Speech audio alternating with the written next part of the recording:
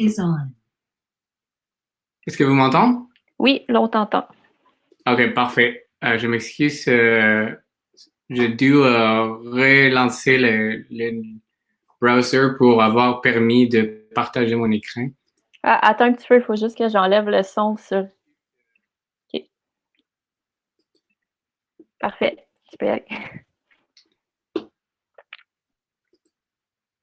Est-ce que vous pouvez voir mon écran? Oui, on le voit. OK, parfait.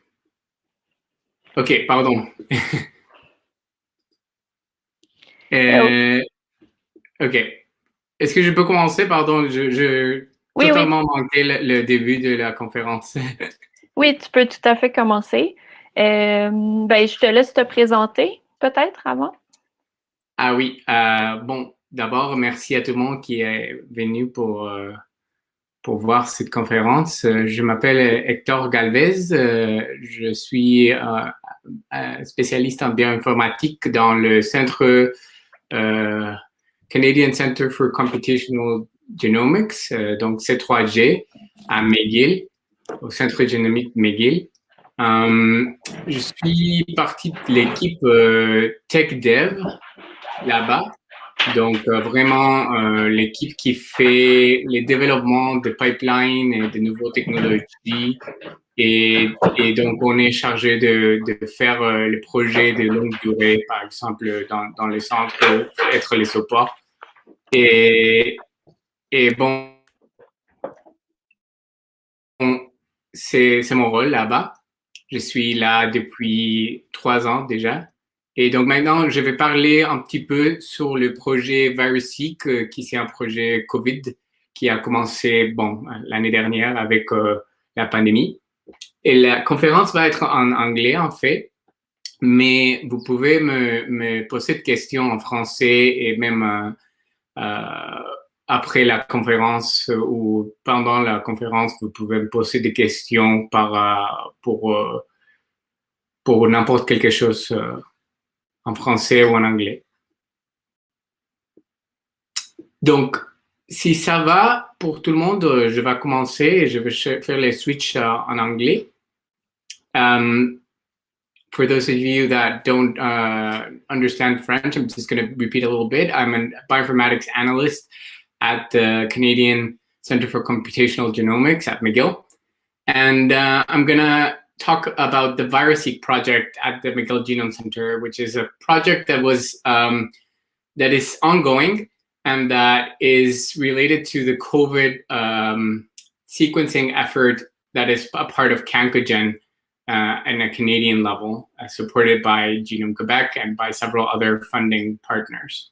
So the focus of the project will be on the pipelines that we use for sequencing the virus and the results that we have obtained up until 2020. So the first part of this talk will be really about how the sequencing works and how the pipelines work for SARS-CoV-2. Just as a brief introduction for anyone that's not familiar with how the technology works. So at McGill and really worldwide, what we tried 2 main approaches to sequencing the virus. Both of these approaches are amplicon based. So what you have essentially is a series of primers that amplify specific regions of the virus genome. And those regions called amplicons tile across the whole genome. So here in the slide, if you can see the red dot, the pointer, there are a number of blue lines that represent the amplicons. And over here in the top, we have the virus genome. And the one that we use currently, and that is one of the ones that's used most worldwide, was developed by a consortium called the Arctic Network. And so they developed their amplicons using long read technology as a baseline.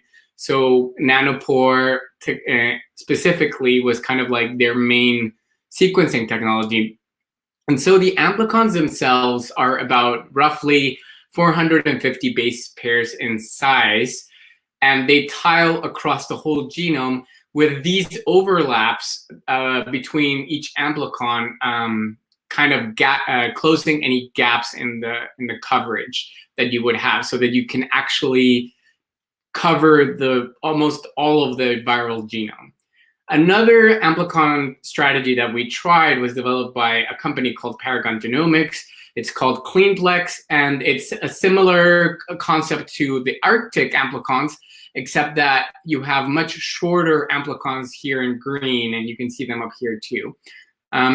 This technology was developed with short reads in mind, and we tried it out, and it works well, but we decided to go with the Arctic protocol for many reasons, but in part because we do use long reads for some of our sequencing, and also because it's a much more supported amplicon strategy worldwide, and it's what most of the Canadian partners, members of Cangagen, use. So it had several advantages. So the pipelines were designed based off this amplicon strategy and based off the work that a number of other people worldwide have been doing, specifically, obviously, the Arctic Network, which is based off the UK, but also our Canadian partners at Cangagen. And so I'm going to talk first about the Lumina pipeline, which is a pipeline that we use for all short read technologies. Right now, we're mostly using the Lumina for our short read sequencing, but at the beginning, we used MGI as well, which is another kind of short read sequencer. And so this pipeline was developed by Paul, a member of our team, who used another pipeline called Signal as a template, and also our internal pipeline framework called GenPipes, to kind of put together this whole process. And because this talk is geared mostly towards bioinformaticians, I can go into a little bit more depth about what each step is doing.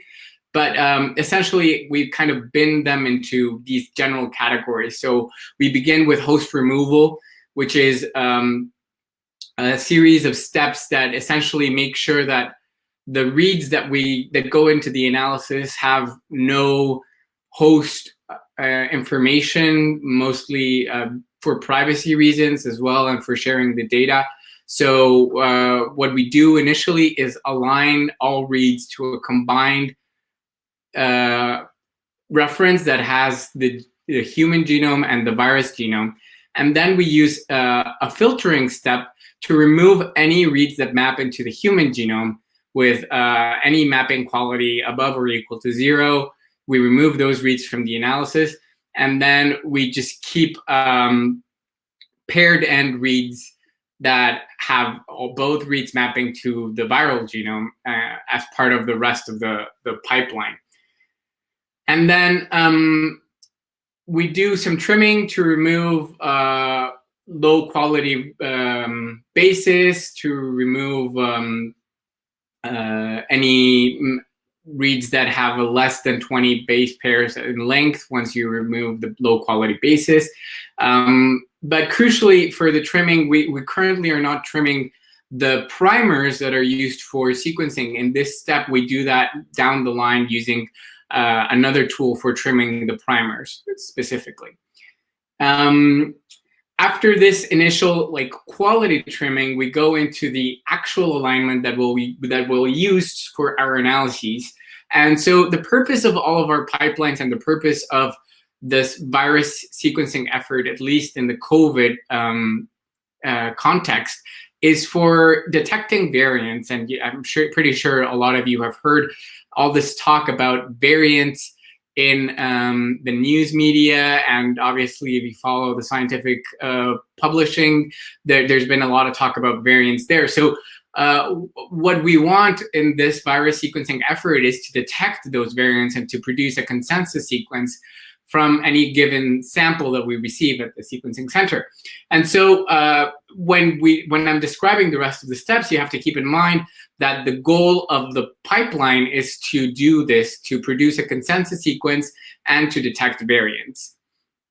And to do that, the first few steps after the host removal and the quality trimming, are related to an alignment that is going to be really the basis of everything else that comes down the line. The alignment is to the virus genome, this time the virus genome on its own.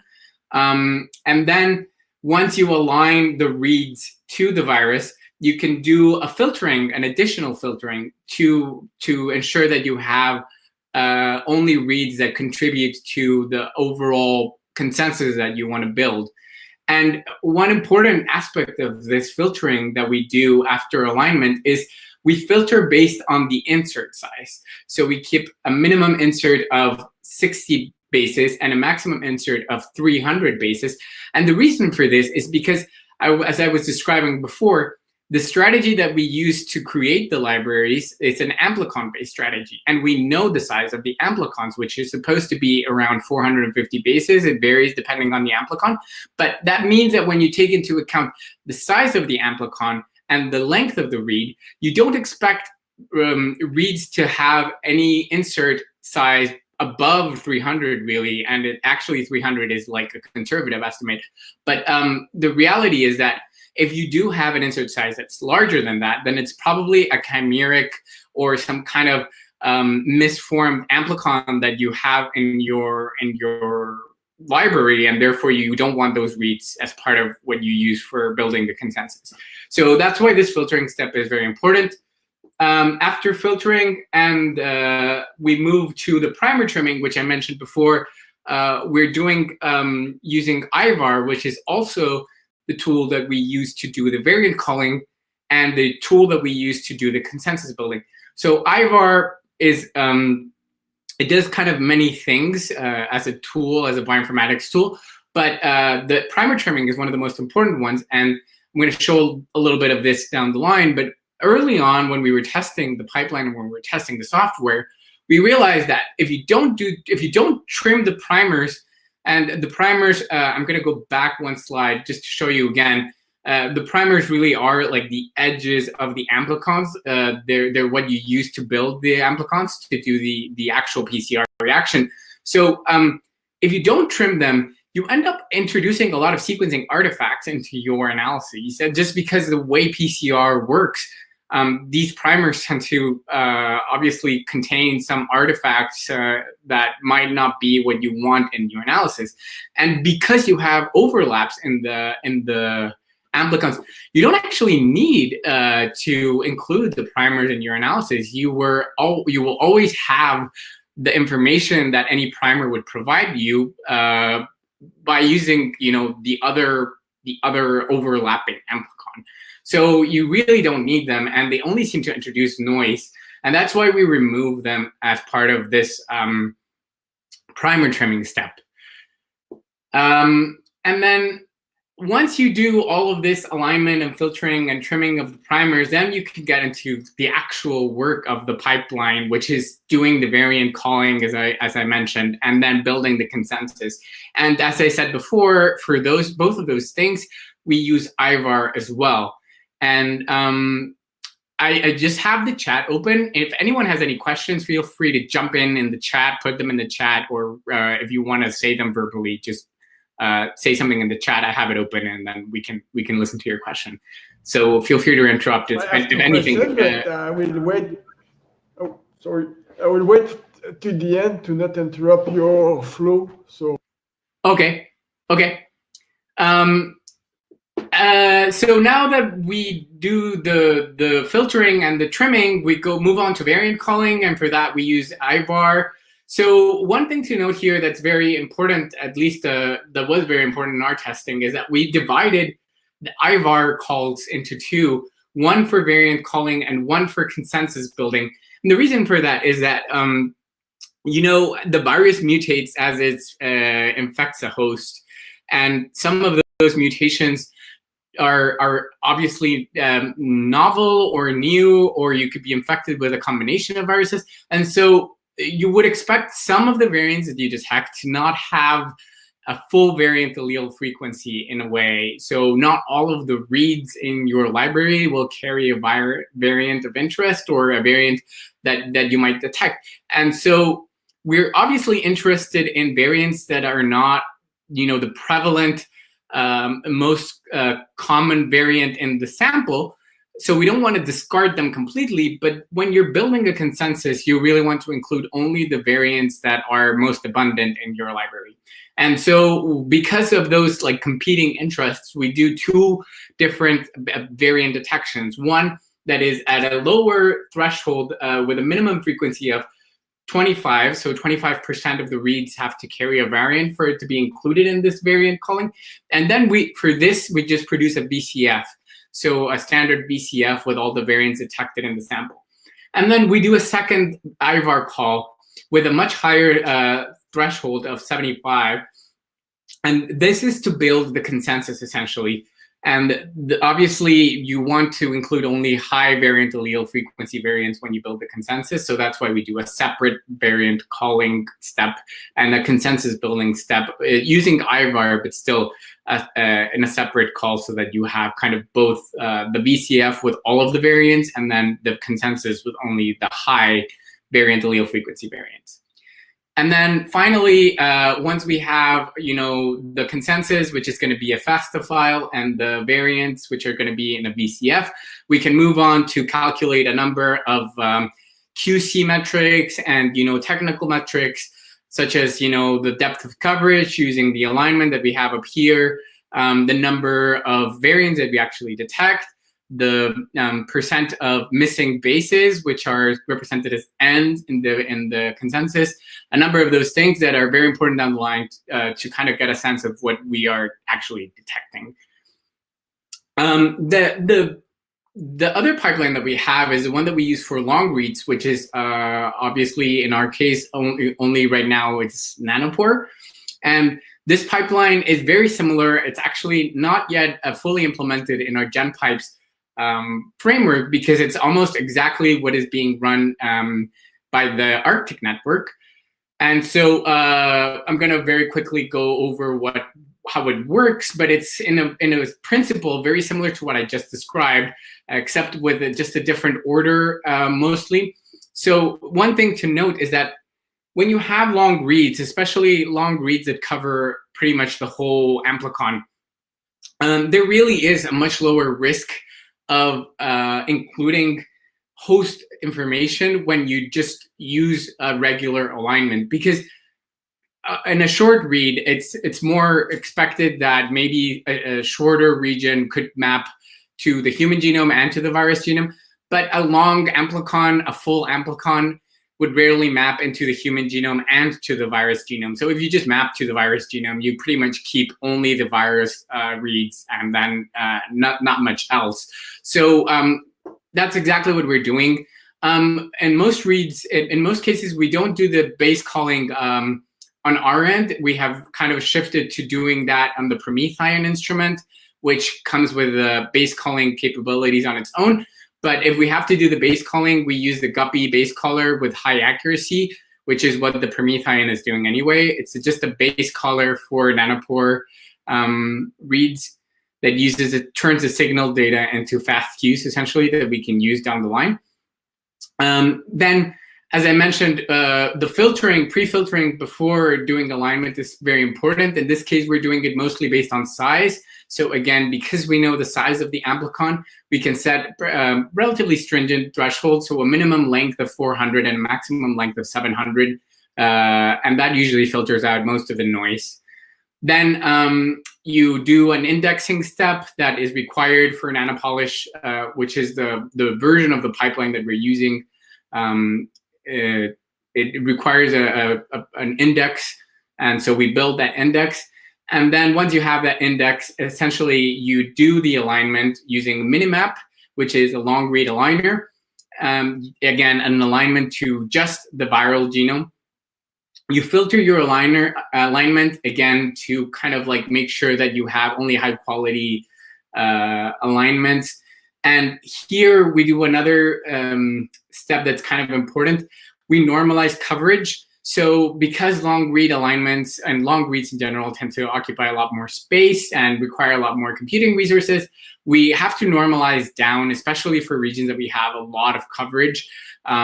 So essentially, what we do is any region that has more than 800x coverage per strand, we normalize down randomly to 800x coverage per strand.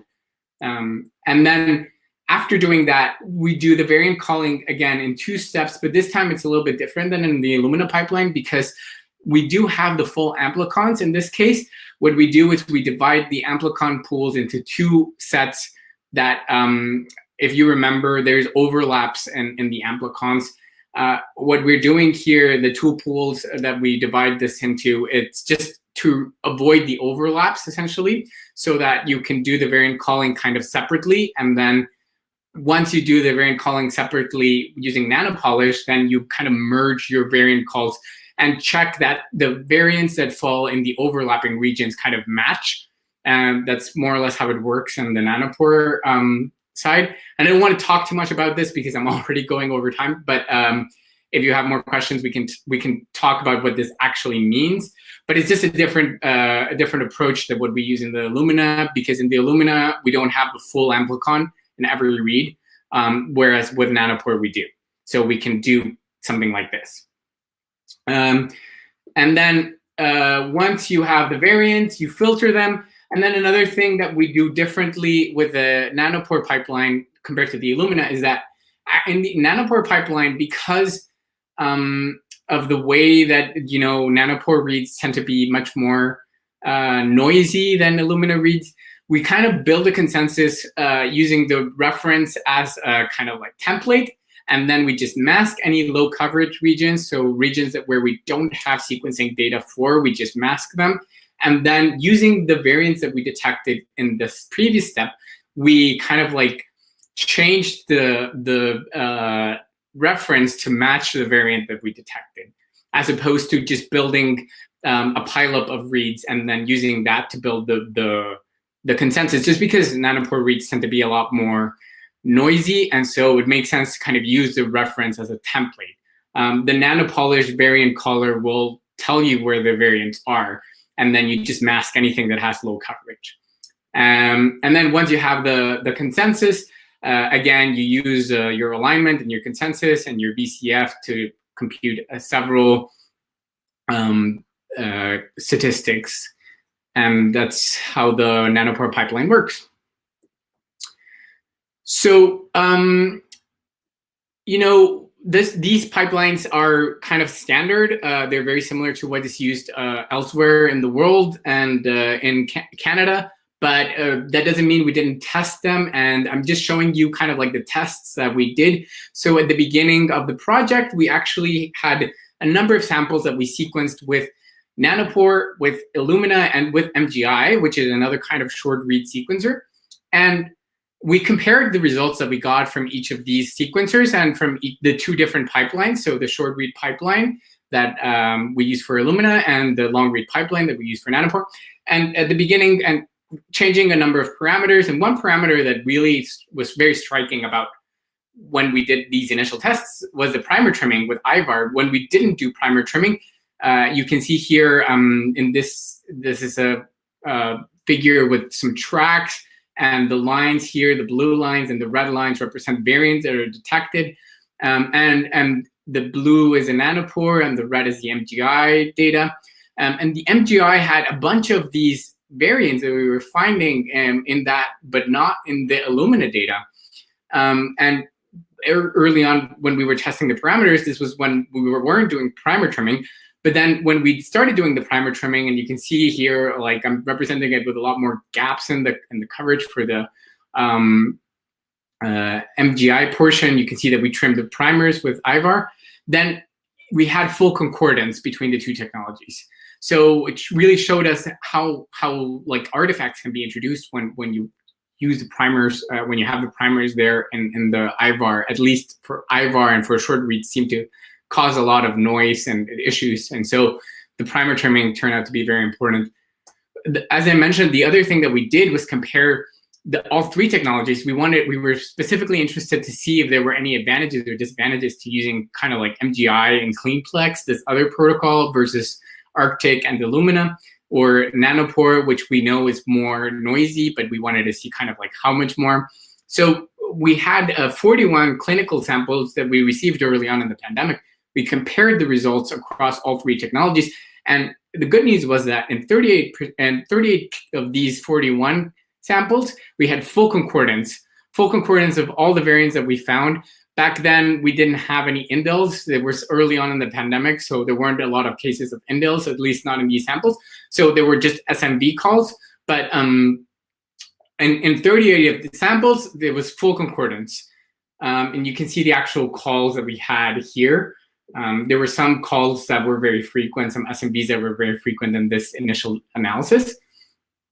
But of course, we were interested in the cases where there was no concordance, there was some discordance. And in 2 of the cases, it was pretty simple. It was usually a case where one of the technologies didn't have coverage for that particular region, and so it missed the variant, which was kind of like expected. You can see that, at least in this cartoon, we have differences in the coverage. With the MGI in this early test, we had really very, very deep coverage. It was kind of like an exception. We wouldn't have sequenced this deep if we had moved on with this technology. It would have looked more like the other 2 technologies where we had a bit more of a uneven coverage across the genome. But there was one case where we had coverage. We just had a variant that was being detected in one of the technologies and not in the other 2. And when we looked closer into it, we realized that this variant, this position, had a variant allele frequency of 75%. 75% of the reads more or less carried the variant, whereas 25% didn't. And this was actually fairly consistent across all 3 technologies. So you can see here, I'm showing this one sample, all of the variants that it had. So in Illumina and MGI, you can see that it's very, very consistent. And most of the variants had like 1 or 98 variant allele frequency, which means that almost all of the reads carried the variant. But this one particular variant had 0.74 in Illumina, and then 0.749, which it's actually 0.75 in MGI. And as I mentioned, we had a threshold set 75%, so we were just kind of like missing it in one, but capturing it in the other when we compared the consensus.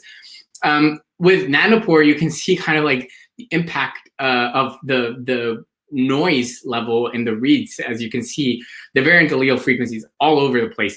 In nanopore, our thresholds are actually much more lenient than with Illumina and MGI because of this variation that we see. But even here, you can see that like this particular position was kind of on the lower end of the spectrum in terms of variant allele frequency.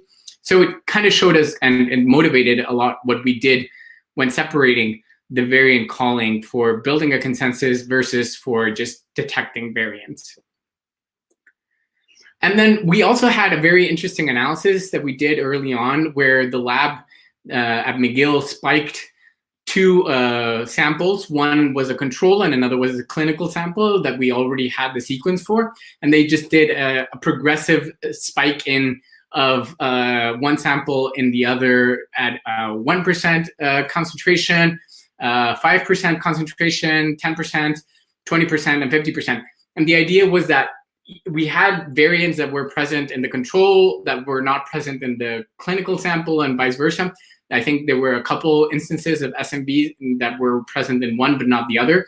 And what we wanted to see was whether when we spiked in the sample, we would see that increase in the variant allele frequency, giving us kind of like a sense of whether our techniques were sensitive enough to find the low variant allele frequency variants. And it is pretty clear, at least in the short reads. We did it for nanopore, and it wasn't that clear in the nanopore data, unfortunately. But in the Illumina data, which is what I'm showing here, when you don't have any spike in, you have almost 100% of the reads have this one variant that was not present in the other sample. But as you increase the spiking concentration, you see that the number of reads that carry the other variant, the other base in this position increases in a similar proportion. So to the point where when we have the 50-50 spike in, 40% of the reads had one of the bases, 59% of the reads had the other base. It's not exactly 50-50, but it's pretty close. So it kind of showed us that we could conceivably detect low variant allele frequency variants, even especially with the short read data. So as the pandemic progressed and as we moved on doing more and more sequencing, especially with Lumina sequencing, which was still our main sequencing platform, we encountered a number of issues, and this is something that probably any lab that you talk to that has done sequencing at a large scale for COVID will tell you.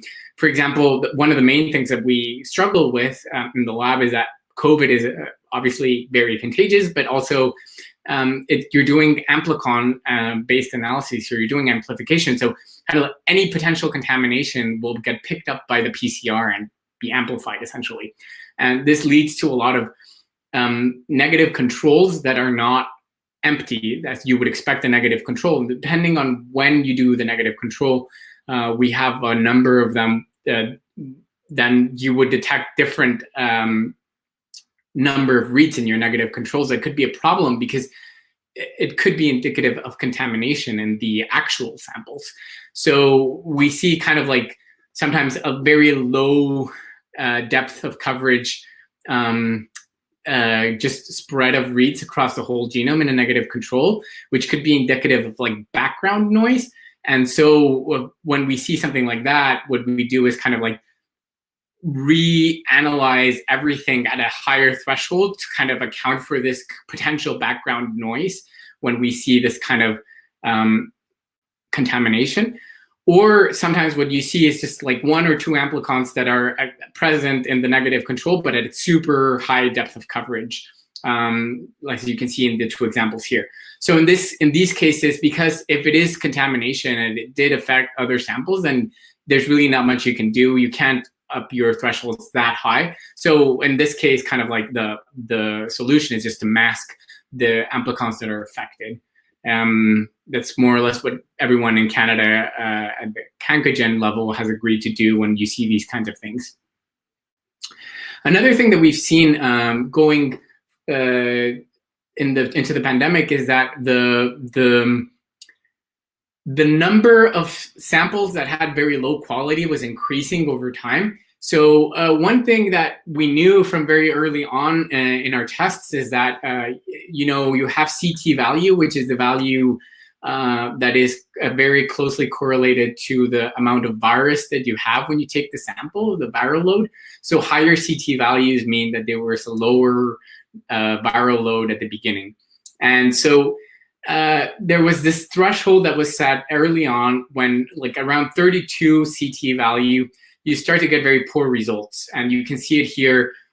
This is kind of like the number of human reads that you find in any given sample. And then when you go above 32, which are all the cases in red, the number of human reads in your sample starts going up quite a bit, which means kind of like you don't really have that many virus reads and your quality is impacted. And you can also see it in the number of missing bases in the consensus, which goes up quite a bit as you have higher CT values. These were all outliers. They were just samples that generated very few reads to begin with, and that's why the size of the dots is so small. So that's why they have high percentages of N in their consensus. But in cases where we have quite a bit of reads, we still have a very high percent of N in the consensus, and that's usually related to the CT value.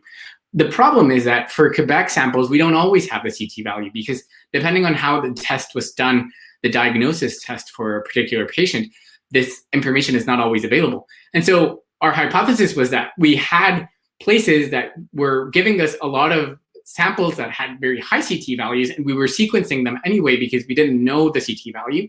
And then we had this very low success rate when we actually looked at the results, and we identified two sites like that where the success rate was 16%. Like 16% of the samples we got from a particular site passed our QC metrics, which is extremely low. So one thing that we noticed is that when you do the amplification for the amplicons, you can measure the concentration of DNA after the amplification. And, below a certain concentration, you really, and this plot, what I'm showing in blue, are the samples that failed our QC metrics. So, and in the x-axis, you have the PCR concentration. So after doing your amplification, building your amplicons, preparing your library, if you have a concentration above, this is about 20 nanograms per microliter, you have a very high chance that your sample will pass our QC metrics. Is all these green samples that you see here. But if you have below 20 nanograms per microliter, the chances that the sample just won't work are increased very dramatically. And so one thing that the lab started doing when we realized this is, okay, we're not going to sequence anything that has less than 20 nanograms per microliter. And so in one of the production run right after we started implementing that filter, we had extremely high success rate. And that kind of shows you how important it is to do this kind of filtering. And so just to finish, because I know I'm running out of time, the kind of results that we've obtained, I think some of you heard about this early on. We published last year in September, thanks to the work from postdoc and one of the labs associated with us, Carmen Leah Moral. We published a portrait of the early epidemic in Quebec and the introduction events. And one of the things that we saw was that the early spring break in Quebec seemed to be the driver of the initial infections that we detected. And we did this by comparing all the samples that we sequenced to samples from other places, and we saw matches to popular spring break destinations.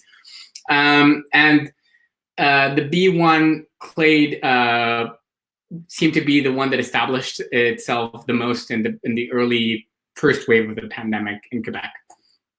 And so in 2020, for this project, we had more than 50 sequencing runs across 3 technologies. We sequenced more than 6,400 samples, including several outbreaks that we use Nanopore for the outbreak analyses. And we published more than 750 consensus sequences in GISAID in 2020. Obviously, these numbers have gone up in the first 2 months of this year because we have been ramping up our sequencing capabilities to detect these new variants of concern.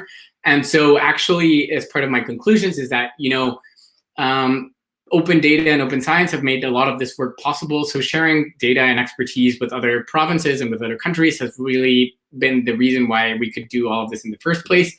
Bioinformatics infrastructure and expertise is super important, especially to detect these new variants of concern. And to kind of do this kind of analysis, you really need bioinformatics expertise. And thankfully, that's what we have at the Genome Center and at C3G and across Canada. And so we have been taking advantage of all of those resources.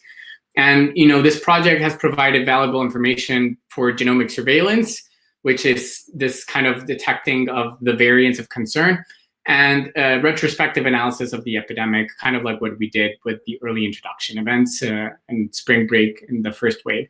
And so with that, I would like to acknowledge all of the people that worked on this project, especially people from our team.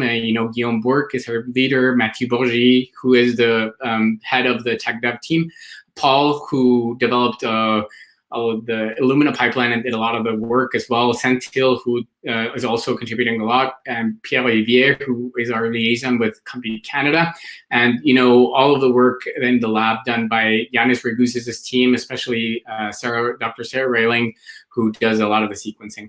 And with that, I'll take any questions that I know that I don't know how much time we have for questions, but I'm happy to take any questions. Est-ce qu'il y a des questions? On va peut-être en prendre un petit peu moins que d'habitude parce qu'on a un peu dépassé le temps. Mais, oui, je m'excuse. Mais non, mais c'est parfait. Est-ce qu'il y avait des questions? Ah, moi, j'ai des questions, mais peut-être que si tu veux, je vais peut-être choisir la plus pertinente. Est-ce que vous m'entendez? Oui, on t'entend. Oui, oui. Vas-y avec la plus Parfait. pertinente. Fait qu'il faut juste que je divise mes fenêtres, ça. Moi, mes questions, c'est surtout... des questions, do I ask them in English or in French? En français, en anglais, ça... I will ask them in English because I wrote them in English, so yes. Okay. I'm sorry I interrupted you. It's fine, it's fine.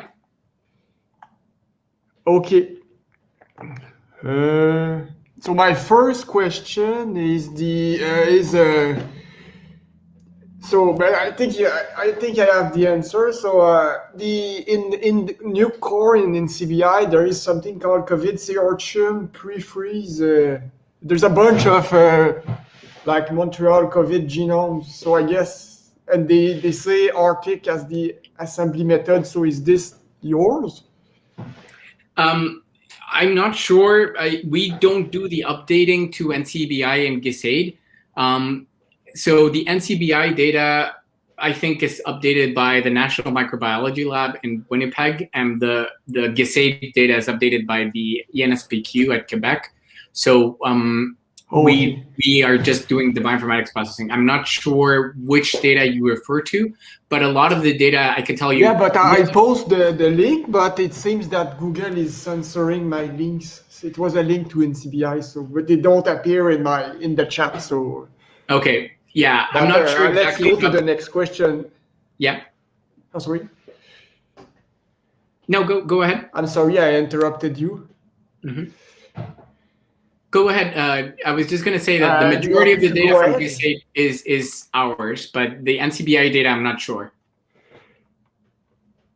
I'm just saying that. Okay. So my next question is.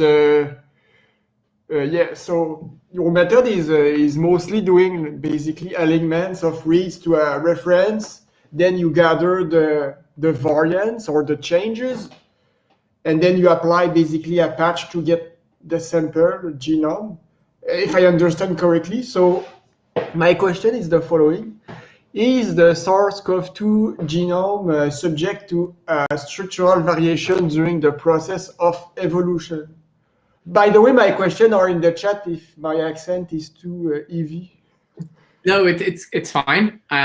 So yeah, structural variance is something that we would normally expect to see, but probably not at the scale that is necessarily of interest yet. It's very likely that the majority of those structural variants will not be successful anyway. So right now, we're not looking for them exactly. We're just focusing on SNVs and indels, especially because indels and deletions are proven to be some of the most interesting variants, especially for these variants of concerns. So those we do expect to see and we do look for, but big, large structural variants, it's not something we're looking for. Okay, Geneviève, I go on with my next question, or the time maybe is up? a last one. Yeah, maybe okay, just so a I will quick one. choose Yeah. carefully. Yeah. Yeah, my last question would be: do you try to phase the variant, because in the patient, like in its nose or lungs or trachea, or I don't know where the virus lives in the patient, but surely I know that there is not just one virus in the host. There are many, and they mutate. So the variants that you have in your assembly, do you try to phase them to obtain haplotypes? That's not something we're currently doing, and the reason for that is that it's with short reads especially, it's very hard to do that because the short read will obviously not have a lot of information about that. But the other thing is that because this is an amplicon-based strategy, you could only phase within an amplicon, because the other problem that you run into is that once you do the amplification, then you obviously lose any information linking amplicons together. They kind of become their own independent thing. So the only way that you could link them would be two other variants within that same amplicon. You could do an intra-amplicon phasing. And you kind of can do that with nanopore because the read covers the whole amplicon.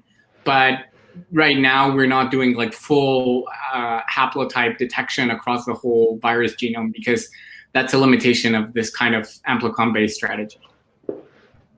And okay, and just it's not another question. It's just like a second turn. So could you use technologies like 10x to phase the variant Certainly. in the genome, Yeah, like that, or it's just too small? I think you could. Honestly, the easier solution would just be to sequence the virus without doing amplification using long reads, kind of like with nanopore. I think that would be much easier than going the 10x route. But we're not currently doing that, just because the amount of data that you have to, like, you really have to have a big viral load for that to work. And finding that kind of sample is difficult, and preparing it, and the focus is really on getting real-time results. So that's not currently within the scope. I will just... Yeah, I don't want to interrupt you, Sébastien, but I think time is up now. So I just posted the what is CRAM in the chat if you want to discover a better format than BAM. Thanks. Yeah, we use CRAM for other analyses. Virus sequences are so short that we can get away with using BAMs, and it's fine. We're not in the problem of running out of space yet. Okay. Ben, merci beaucoup. Unless you sequence 1 billion samples. Yeah. Merci.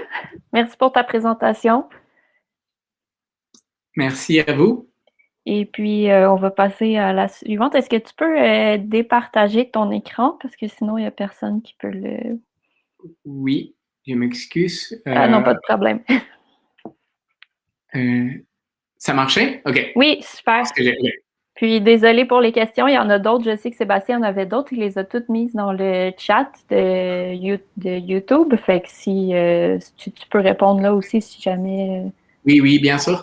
Et pour tout le reste du monde qui a des questions, si vous voulez, vous pouvez le poster dans les chats YouTube et je peux répondre là-bas. Ah, ça, c'est parfait. Allô, Rachid, est-ce que tu es prêt? 1 minute. Okay. Well, not minute, but just that's fine. I figure out how to share the screen. It's down on the left.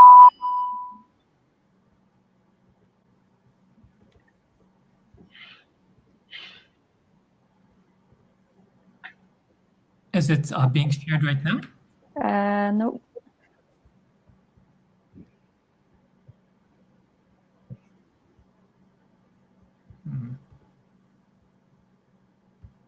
I think we saw your screen, but we did not see any presentation. Okay.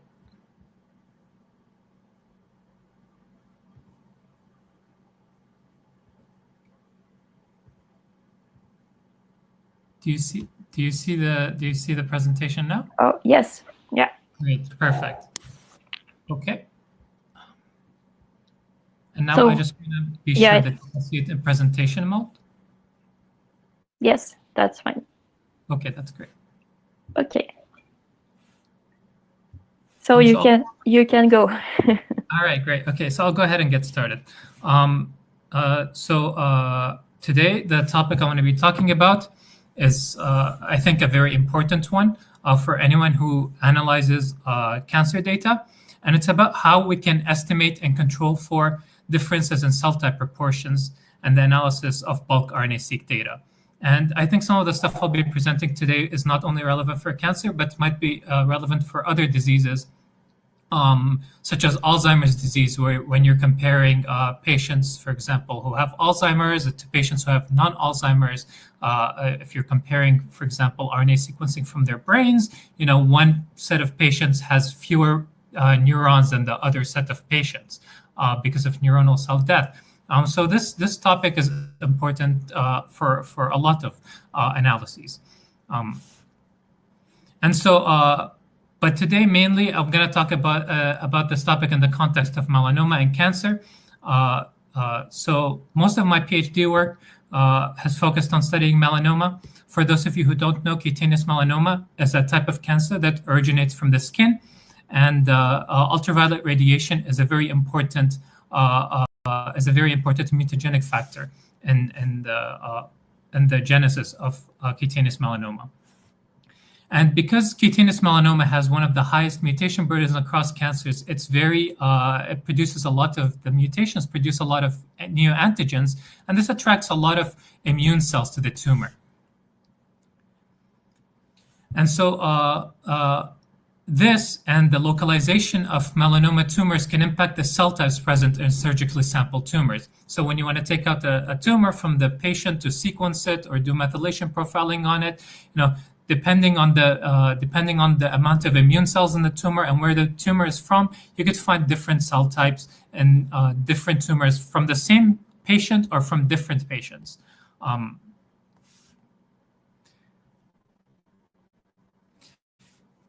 And with respect to RNA-seq data, you can see differences in cell proportions represented by large-scale differences in gene expressions across samples. So for example, on the right is a heat map showing you the expression of the 1,500 most variable genes in cutaneous melanoma. And what you see over here is at least 4 clear clusters. This one is characterized by expression of immune cells that are not coming from melanoma cells. And over here, you have a bunch of genes that are expressed by epithelial cells such as keratinocytes, skin cells. So when you cluster tumor samples based on RNA-seq data without taking this into account, you get these clusters of patients that are not necessarily representative of the gene expression signature of the tumor, but they're representative of other cells that are there. And this needs to be taken into account when you're trying to subtype patients based on their expression signatures. And this is not just exclusive to melanoma. A lot of almost all cancers have a lot of variation in their tumor purity. Melanoma is over here, and you can see that a subset of the patients are relatively pure, whereas a lot of patients have a lot of infiltrating or contaminating cells. And you can see this for a lot of other cancers as well. So there are two questions of interest that I'm going to be talking about here. The first one is how we can estimate tumor purity from RNA sequencing data. And more interestingly, how we can get the proportion of specific cell types in tumors. And the second thing that I'll discuss is how we can adjust for variation in purity and cancer type proportion when we're analyzing RNA-seq data. And I don't talk about this in this presentation, but a lot of the techniques I'll be presenting might be relevant to other data sets as well, such as methylation data and proteomic data. So, typically, at least for the TCGA cancers that we're using, so the TCGA is a big project that was used to sequence thousands of cancer types, for those of you who don't know, thousands of samples from different cancer types. And we have methylation data, RNA-seq data for these samples. We have proteomic data, DNA copy number data. So it's really a large multi-omic data set. And along with this data set, there are estimates of tumor purity. And these tumor purity are estimates based on immunohistochemistry. So one way of estimating tumor purity, and the simplest way, is just by using immunohistochemistry, by looking at the tumors on slides and seeing how many immune cells are on the tumors. But this is not necessarily very accurate. So there are other ways that we can estimate tumor purity from the data itself, from the sequenced or profiled tumor itself. And so there are crude methods of doing this. And by crude, I don't mean, ballpark. They're very precise in their measurements, but they don't give you exact cell proportions. They just give you an overall proportion of cancer cell types in the tumor. And these can be based on DNA copy number profiles. If available, you could use that. Or you could use the medium variant allele frequency, for somatic mutations, if you have enough somatic mutations in the cancer. So if you have a mutation, for example, on one copy of the chromosome in the cancer cell, you expect a 50% variant allele frequency, but depending on the presence of normal cells in the tumor, that allele frequency will decrease and can be informative of the purity of the tumor. Other techniques, computational techniques that are useful are supervised approaches that are either deconvolution based, so they decompose the tumor into different gene expression signatures belonging to different cell types, or they're gene set enrichment based. And in those types of cases, you have gene signatures that are cell type specific, and you could look at their enrichment in a particular tumor to tell how much of the cell approximately is in the tumor relative to other cells. And there are also unsupervised computational approaches, and these I'm not being exhaustive here, but deconvolution techniques based on matrix factorization are one. And so I just have this figure here to highlight the problem with immunohistochemistry, which is based on just looking at the tumor slides on microscopes. So over here is the correlation between the estimates of tumor purity from IHC and various computational methods. So over here the dash separates the methods used for purity estimation. I won't go into details here. The only thing you need to focus on is IHC. All the other methods that are used are computational. And if you look at the correlation between IHC and every other computational methods, you'll see that the correlation, the agreement between IHC and computational methods is very poor. And this is not because the computational estimates are bad. From my experience, this is because the IHC estimates are either imprecise or just are not capturing the variation in the actual sequence tumor, because the sample you see in IHC is not necessarily the sample that you the part of the sample that you sequence. I'll focus here on three computational techniques that we can use to infer tumor purity based on genomic data, because the IHC data isn't that great. One of these techniques is DNA copy number based. So we can use the DNA copy number profile of tumors to estimate their purity. The other is based on a tool called XCell, which is a supervised gene set enrichment approach for estimating the relative enrichment of cell types using RNA-seq data. And it's trained to do this in a very nuanced and interesting way, but I won't go into that. The last technique I'll be talking about is the unsupervised use of non-negative matrix factorization to estimate relative cell type abundances in tumors using bulk RNA-seq data. So most of this presentation is focused on RNA-seq. So I'll begin with Absolute. So what Absolute does is it uses the relative copy number ratios from copy number arrays or whole genome sequencing to determine tumor purity, tumor ploidy, as well as an added bonus, it gives you the absolute copy number profile of tumors. So typically these data sets that we get for copy number are represented in ratios. Absolute converts them into absolute copies. And over here is a demonstration of how copy number can be used to measure the purity of a tumor. So over here is a pure tumor and its impure counterpart. They both have the exact same copy number alterations. The ploidy is 4 in this cancer. So most of the genomic regions have a copy number of 4, and you have a few copy number alterations here and there. When you add normal cells to that tumor, when you add the source of impurity, these copy number alterations get compressed. So based on the pattern of copy number alterations and their relative distance from the ploidy of the tumor, you can infer the amount of impure normal cells that are contributing to the tumor over here.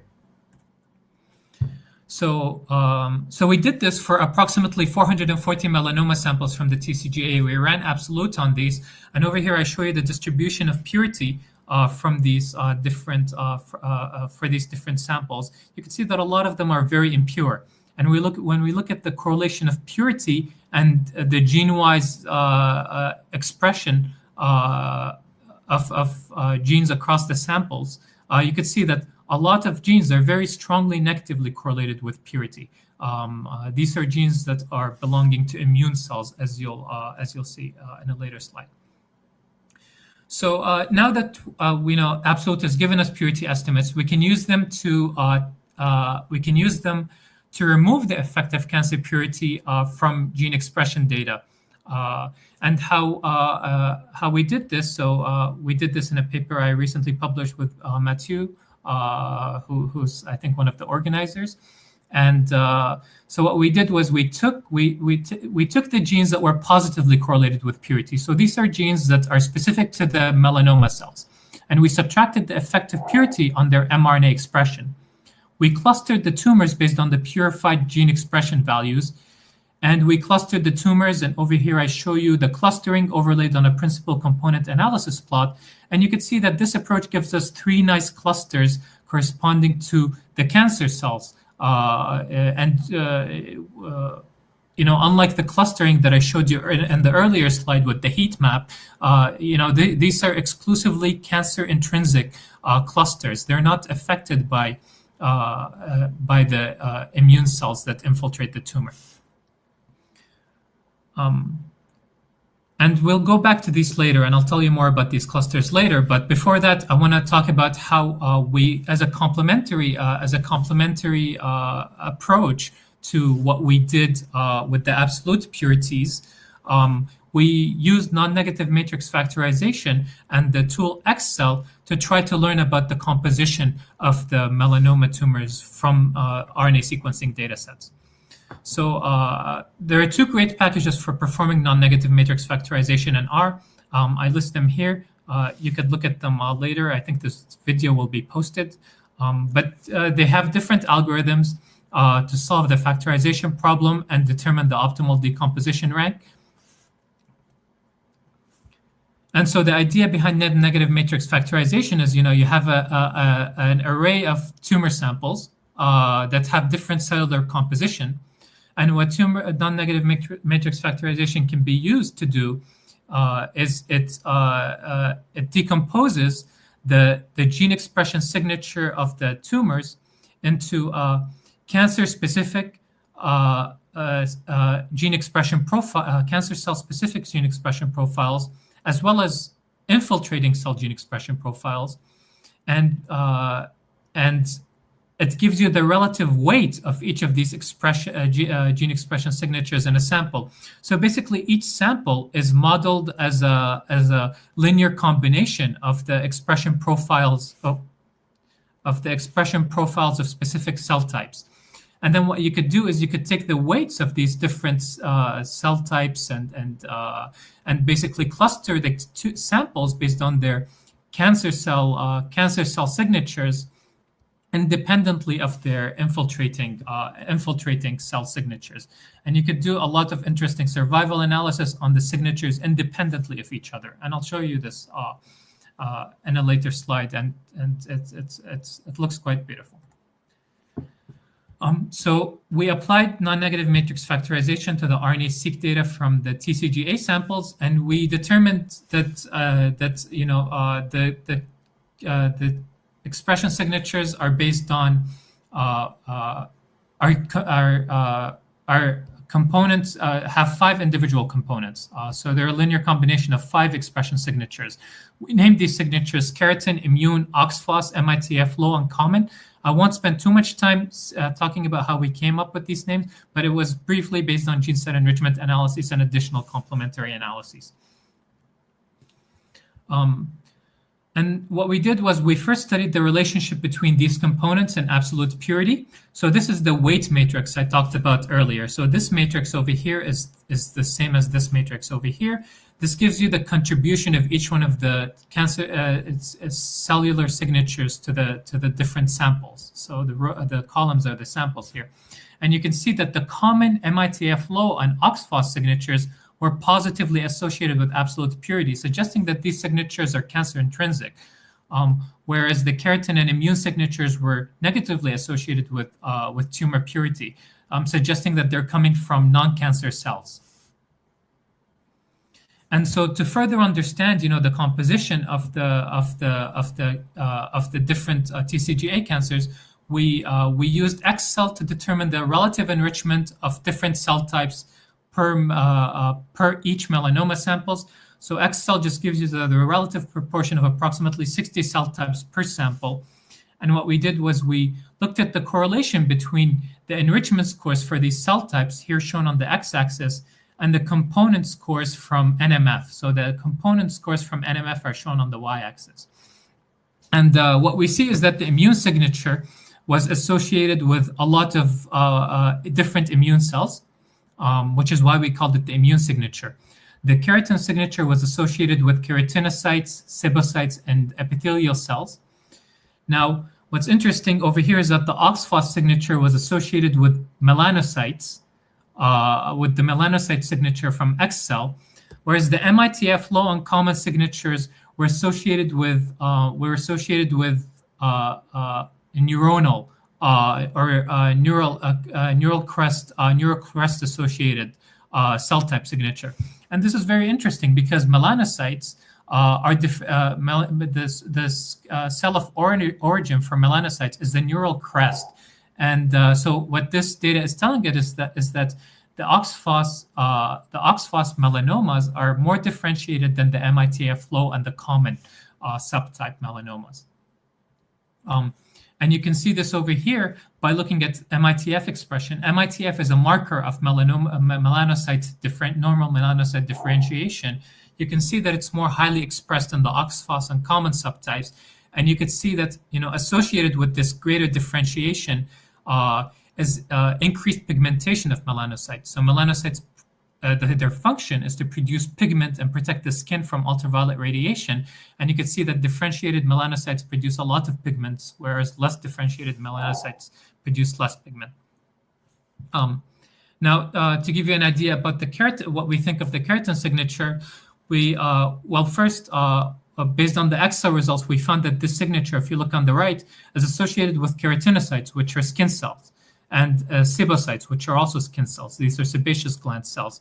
And when we looked at the enrichment score for this keratinocyte keratin component across melanoma tumors of different origin, we only saw this signature strongly present in the primary tumors. So the primary tumors are the ones that come directly from skin. And so we think that this is because they're only present in this signature is only present in primaries and not distant metastases or lymph nodes. We think that it's due to contamination, and it really has no biological relevance. So the last signature is the immune signature. What's interesting about the signature is now you don't have, like what I showed you in the first heat map, you don't have just one group of samples that are labeled immune. You can use the immune signature to stratify the samples into gradients of immune infiltrate, and different groups of samples, depending on how much they're infiltrated by immune cells or depending on the strength of the immune signature, they have different survival. So the samples that are more infiltrated by immune cells have better survival, whereas the samples that are less infiltrated have worse survival. And these NMF-based signatures were in agreement with the signatures we derived using the rudimentary approach based on the absolute purities and the subtraction of the effective purity from RNA expression. So that was reassuring. And so just to summarize over here, variations in tumor purity complicate the subtyping of tumors based on RNA-seq data. But this is not only relevant to RNA-seq data; it's relevant to any kind of bulk tumor profiling, such as methylation or DNA copy number. And it's very important to take this potential confounder into account in all statistical analyses of bulk tumor data. There are a lot of complementary techniques that can be used to learn the composition of tumors, as I presented you with. And once you learn this composition of the tumors, you can account for it in various statistical analyses to uncover interesting biology. And one question that I thought of here while I was, right before I presented is, why would we care about this in the age of single-cell sequencing? And I think that it's because many researchers still analyze bulk RNA-seq data. I mean, there are so many bulk RNA-seq data sets out there that it's hard to just throw them all out and move to single cell data yet. And it's not practical at the moment. But they're rich in information, and I think that we haven't extracted all the information from these data sets. And if we want to properly extract information from these data sets, we need to account for variations in tumor purity. And I don't know if I have enough time. I wanted to give just one example. Genevieve, maybe you could tell me if it's okay. Yeah, it's okay. It'll take maybe 2 minutes. Okay. So I just wanted to show you one example of how we used our purified gene expression signatures to uncover interesting biology. So just to summarize again, we by accounting for tumor purity, we were able to uncover cancer intrinsic subtypes. So these subtypes of cancers reflect the cancer cell type in the patient, and they subtract out the effective immune infiltrates. And so, unlike what I showed you here, where we assigned where the samples were assigned to either immune or keratin subgroups, we assigned the cancers to cancer intrinsic subgroups. So we can, and what this does is it enhances our power to do statistical analyses based on the cancer intrinsic subgroups. Because we're not discarding samples that have high immune infiltration or high keratin expression. We know their actual cancer intrinsic subtype, and we can use those samples in statistical analysis rather than throw them out because they're impure. And so what we looked at the association of these cancer intrinsic subtypes. We looked at the association between melanoma driver mutations and these subtypes. So over here is the color of the different subtypes. And we saw interesting associations between the mutation status of different cancer genes and different melanoma subtypes. And the one interesting relationship I want to focus on here is PRKA. There are very few PRKAR1A mutations in the data set that we were using, but these mutations they were almost exclusive to the OXPHOS group of samples.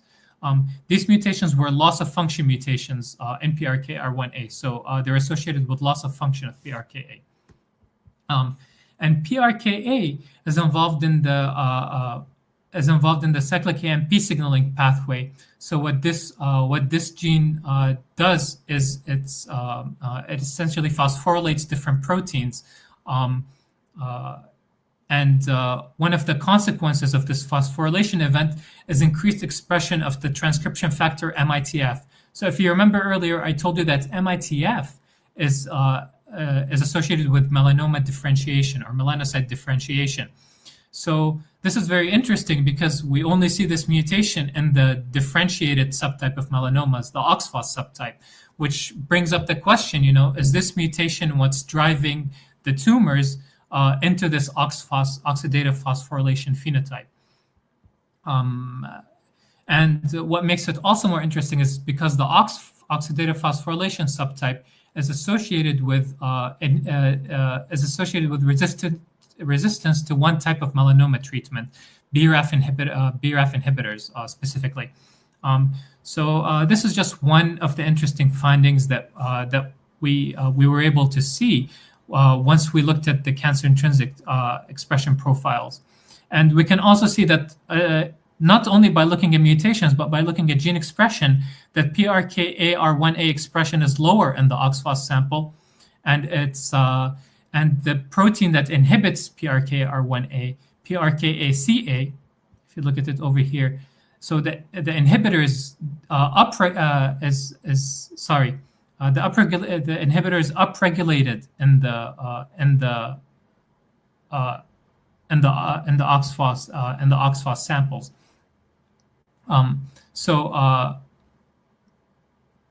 So in summary, just to summarize this finding, it's possible that PRKAR1A loss of function may be responsible for driving melanomas away from this OXPHOS phenotype.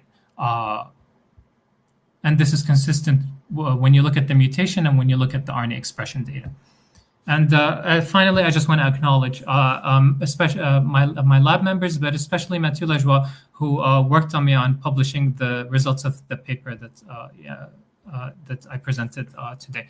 And if you have any questions, feel free to ask, please.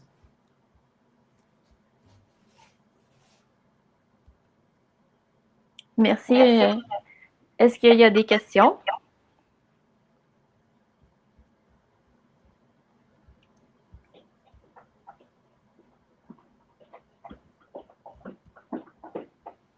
So maybe I have a quick question. Do you know how the factorization compare with the single-cell RNA-seq? Would you get similar results? Yeah. So for melanoma, there has been a study that's looked at single-cell RNA sequencing of melanoma cell lines. And in those cell lines, you do see an OXPHOS phenotype and an MITF low phenotype. So that's in agreement with the signatures that our NMF is giving here. And a long time ago, I used single cell sequencing data set for melanoma to try to classify cells based on the expression signatures from NMF, and the classification of the cell types was very clear for the OXPHOS and MITF low cell types. So the NMF signatures do tend to agree with the signatures you get from single cell sequencing. The common signature, so I presented 3 signatures: OXPHOS, MITF low, and common. We're still not sure what's happening with common. It seems to be similar to the OXPHOS subtypes, but no other study has reported it. Certainly not single cell sequencing studies for melanoma. They haven't reported the common subtype either. So we're doing more investigation on that subtype to be able to tell whether it's bona fide or whether it's due to some factor that we're just not aware of yet. Okay, thanks. Is there any other question? Est-ce qu'il y a d'autres questions? Me, I would have a question, but it's not a topic that I'm very familiar with. So it's about the introduction. Yep. In the introduction, you talk about disease of the neural nervous system briefly. I was wondering the link between that and your presentation. Is it because both topics can use RNA-seq to study these diseases? Yeah. I've been working on a study involving Alzheimer's disease, and in that study, I'm comparing the transcriptomes of patients with Alzheimer's disease to control patients. I don't know if they're necessarily normal patients, but they're control patients who don't have Alzheimer's disease, and when you're comparing the differences in the transcriptomes of these two groups of samples, you're going to see a lot of differences, but these differences are largely due to the depletion of neural cells in the Alzheimer's disease cohort. I don't know if you're familiar with this disease, but one of the major hallmarks of Alzheimer's is loss of neuronal cells. The neuronal cells gradually die over time in Alzheimer's disease patients. So you get a depletion in these cells. So when you're studying RNA-seq data sets of Alzheimer's disease, you're not interested in just the depletion, but what we want to do is we want to know exactly what's happening in the neuronal cells using the RNA-seq data without the confounding effect of their depletion in the brain. I hope that answers your question, but I think this is where some of the stuff I presented today comes into play. The Alzheimer, the cells die in the hippocampus, I think. That's not sure, but anyway.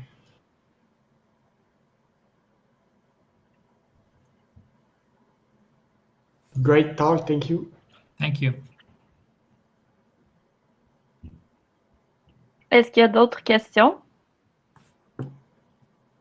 And this is a quite informal meeting, so there's All kind of questions are allowed, as long as it's bioinformatics and related to the talk, but don't feel shy to ask a simple question.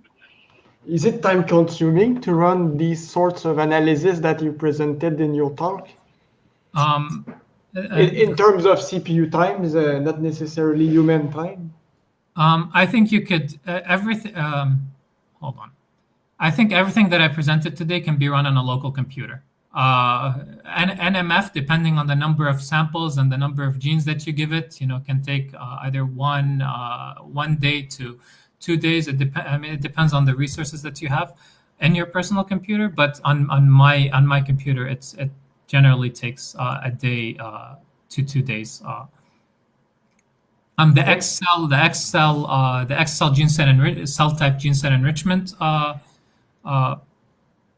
takes only a few minutes, so that's relatively quick.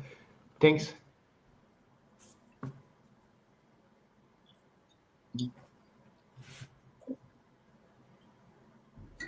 Okay, I have one question. Yes, Mathieu? Do you have some shocking example of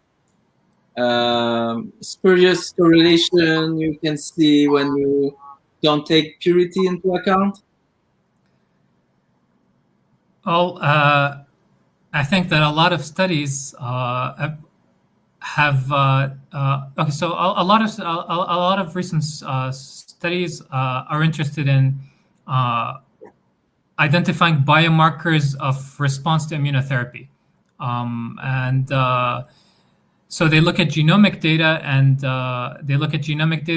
they try to identify genomic markers that are that distinguish immunotherapy responsive patients to non-responsive patients. And one of the biomarkers of response to immunotherapy is immune cell infiltration. Patients who respond to immunotherapy has higher proportion of immune cells. And so as a result of the higher proportion of immune cells, you have less sensitivity in these samples to detect somatic mutations and copy number alterations. And this is one example of why it's important to control for tumor purity. And I think that some of the approaches that I presented here, including absolute and NMF,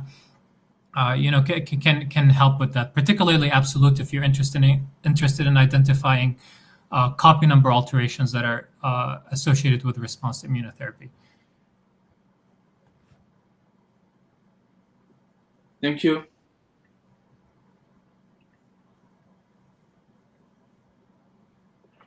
Ben, merci beaucoup pour ta présentation. I think you said French was fine, so. Not for speech, but reading is fine. I could pick up words and I could infer the meaning, but speech is difficult. Okay, so I said thank you for your presentation. That was really interesting. Thank you.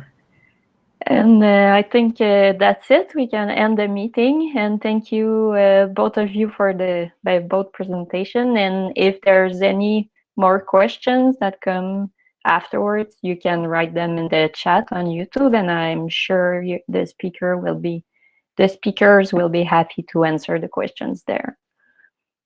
All right. Then see you next time. Bye.